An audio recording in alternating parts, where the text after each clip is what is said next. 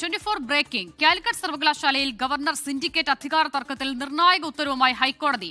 ചാൻസലറുടെ ഉത്തരവിനെ സിൻഡിക്കേറ്റിന് വെല്ലുവിളിക്കാനാകില്ല. സിൻഡിക്കേറ്റിന്റെ അത്തരം നടപടികൾ അധികാര ശ്രേണിക്കെതിരെന്നും കോടതി വ്യക്തമാക്കി.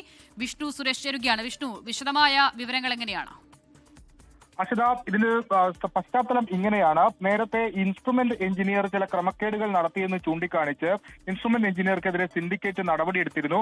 പക്ഷേ പിന്നാലെ ചാൻസലർ ആ നടപടി റദ്ദു ചെയ്യുകയും ഇയാളുടെ അധികാരങ്ങളും അതോടൊപ്പം തന്നെ ആനുകൂല്യങ്ങളും ഒക്കെ പുനഃസ്ഥാപിക്കുകയും ചെയ്തിരുന്നു. ഇത് ചോദ്യം ചെയ്താണ് രണ്ട് സിൻഡിക്കേറ്റ് അംഗങ്ങൾ ഹൈക്കോടതിയിലേക്ക് എത്തിയത്. ആ ഘട്ടത്തിലാണ് ഇപ്പോൾ ഹൈക്കോടതിയുടെ നിർണായകമായ ഉത്തരവുണ്ടായിരുന്നത്. Chancellor appellate അതോറിറ്റിയാണ്.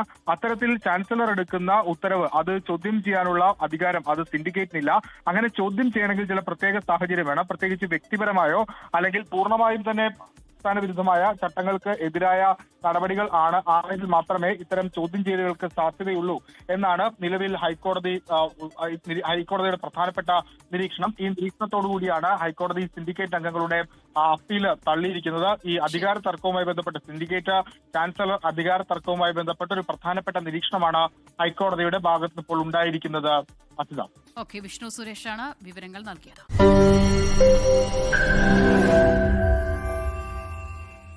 ലോകത്തെവിടെയായാലും ഏത് സമയത്തും 24 വാർത്തകളും ഓഗ്മെന്റഡ് റിയാലിറ്റി പാക്കേജുകളും എക്സ്പ്ലെയിനറുകളും വിശദമായി കാണാൻ ഞങ്ങളുടെ യൂട്യൂബ് ചാനൽ നിങ്ങൾക്ക് സബ്സ്ക്രൈബ് ചെയ്യാം.